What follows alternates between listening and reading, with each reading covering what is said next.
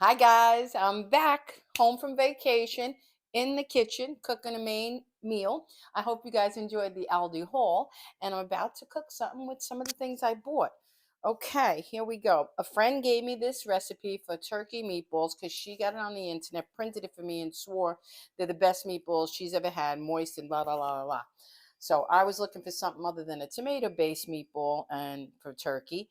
And this seems really delicious. So let's see. Let's walk through. Let me rinse my hands quick. I washed them with soap off camera.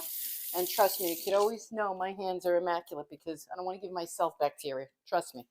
I'm cooking what I'm making. Okay, so let's see. A half a small onion. First of all, excuse me, a pound of lean turkey of your choice. Okay, whatever you like.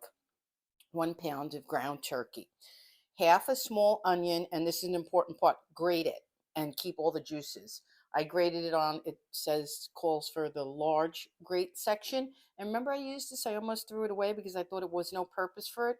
It's actually perfect to grate the onion. So, okay, let's put that in. I don't know about you guys, but I love turkey meatballs when they're moist. I do a recipe with tomato sauce, just like I'm going to make my beef, and I use turkey, and it's delicious. Okay, the onions, I'm going to read from it, so bear with me. It's not my recipe. Okay, be a good egg, be a perfect egg. Yay! Okay, 1 egg. Okay, 2 tablespoons. Here's what I swapped, guys. And you know everything's going to go in the description for you. Everything I did and used and swapped. It called for 2 tablespoons of plain Greek yogurt. That's a very small amount. I didn't have it, but I did have sour cream. And plain Greek yogurt is very similar in taste and everything. Let me get a spoon to get this out of here. So I'm pretty sure the sour cream is going to do just fine in this. Okay, I'm sure it's for fat and flavor and a little bit of tang, and the sour cream is going to provide that. Listen to me like I know it's definite. I have to laugh at myself. I get carried away. Half a cup of panko breadcrumbs. Always have these, and if you get a chance, look in my pantry video because it's always good to have a good stock. I had a lot of these things in the pantry, especially the panko. Half a cup of panko breadcrumbs, plain. Okay. Then ignore that beeping. That's our laundry. We're doing laundry while I'm cooking. I grab cameraman off. 3 cloves of garlic, minced. Okay. I think it's a lot, but I love garlic. I always say it. Garlic. Okay. What's up next? 2 tablespoons of fresh basil or 1 teaspoon dried. I only had 1 teaspoon dried. Okay. So I use that again in my pantry. Dried basil. Okay. Okay, this I had fresh from Aldi's. 2 tablespoons of chopped fresh parsley or 1 teaspoon dry. We had the fresh. You seen that? I got the turkey, the parsley at Aldi's. I had the Parmesan from a freezer, you'll see. It's so much easier when you have a lot of the ingredients on hand. Because I know myself, I almost didn't want to do this. I get overwhelmed when you see a lot of recipe ingredients. It drives me crazy. I want fast and easy, and that's what I claim to give you guys. But this seems too delicious to pass up. Okay, the basil, the parsley. It also called for a tablespoon of chopped fresh rosemary or a half a teaspoon dried. I don't like rosemary. I'm not a big fan, so I'm going to omit it. If you want to put it, I'll add it to the description. Half a teaspoon of dried oregano. Had that. Okay. Actually, this is reminding me of all the spices, the way I do my lamb meatballs, and they come out delicious. It sounds like a lot of ingredients, but it's really a lot of flavor. 1 teaspoon. Okay, and I didn't put it in sooner. Okay, it was supposed to go in after the breadcrumbs. Half a cup of freshly Parmesan cheese. Okay, always have that on hand, you guys know. All right, and that's everything except the secret ingredient that changed my mind and made me make it. It calls for 1 teaspoon or one granulated bullion. And specifically beef added to turkey. So I was intrigued. And I guess this is about a teaspoon. Let's see. Let's not overdo it. Because I also read in the recipe that the recipe originally called for um, a full teaspoon of beef bouillon, but it was too salty and they cut it to half a tablespoon. Here's where my preaching comes in. Do I always say you could take it out, you could put it in, but you can't take it out? I always work with low sodium free. Here, There you go. I have sodium free. You can always add more salt to our finished meatball. No worries. But to get that flavor, we just want, see, it is more. That's a half a teaspoon. I think, you know what? Because we're using the low sodium, I'm going to go with the whole pack. Okay? We should be fine because we're using low sodium. And that's it. That's all she wrote. Now, we mix it up. One more rinse because turkey's moist. And then they get baked in a 400-degree oven for about 16 to 18 minutes. Check them after 15. And I'm going to mix them and then portion them out. I'll show you. It's a little messy.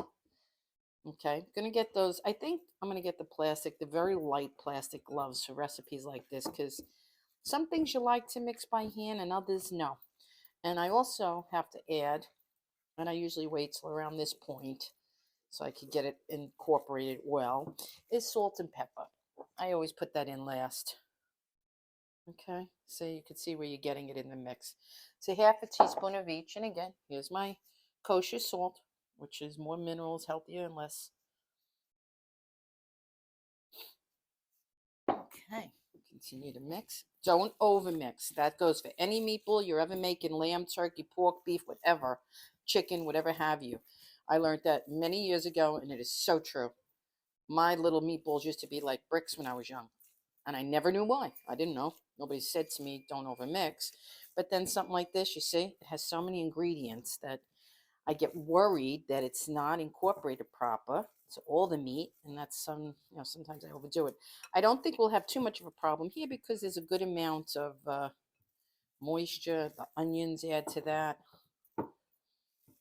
Okay, I'm going to call that a day and say, let's get what they tell us to. They rinse more. And then I'm going to use the spoon, oh my God, today, what is it with me? I'm going to use the scooper. You could use your hands too, no worries. But you have to prepare a baking dish with foil so they don't stick. Okay, I had that on the ready. Mise en place, on the ready for everything I can prepare ahead of time. Helps tremendous and makes me want to do it because normally I'm just like everybody else. Get a little lazy and tired for this. I make a little bit more. Okay, now let's see. See how gentle I'm going? You just really want to shape them at this point. And they feel like little pillows in my hand. Okay, alrighty. So what I'm going to do, because I know you don't want to watch me roll balls, right?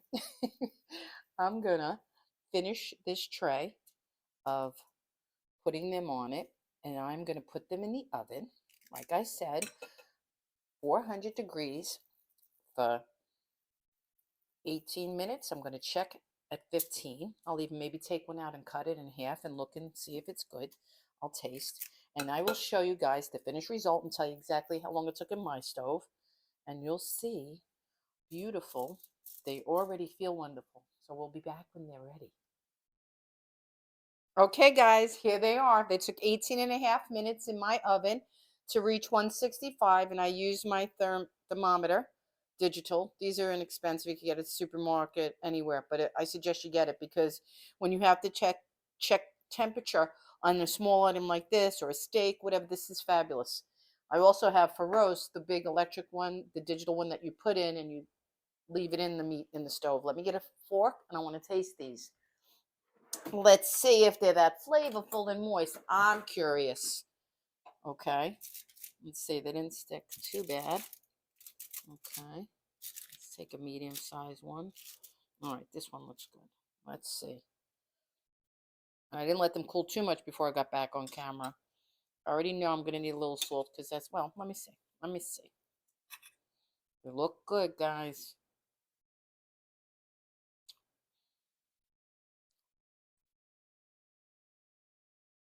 I'm not even trying to be comical humorous. I'm not. I promise you I'm not. Oh my God. Oh my God. The best, moist, flavorful turkey meatballs I have ever had. I'm replacing my own recipe with this. This is a keeper. Let me have one more because I didn't have breakfast. Absolutely, hands down, the most moist turkey meatball I have ever had. Now, here's the great thing about it. These You could put them into sauce if you want spaghetti and meatballs, something flavorful, and you do want that tomato sauce. You could put barbecue sauce on them and serve them with something else. You can go, it's endless. You could cut them and put them in a pita with sauce. You could just keep them like this and mom eating them and make a little dip like a tzatziki like I did for the lamb. These would taste wonderful in that. Endless ideas. I will put everything in the description for you guys. But always please give me 24 hours at least, because sometimes I get sidetracked. Sometimes I'm filming a second recipe in the day. My honey puts this up, cameraman, and I still didn't get the description recipe in, because I'm always rushing to get this to you as fast as I can because I get excited. All right, guys, I'll see you in the next video. I hope you like this. I hope you make it. And if you like me and my style, please hit that subscribe button and help me grow and bring more of this fun recipes to you and my crazy sense of humor. See you later.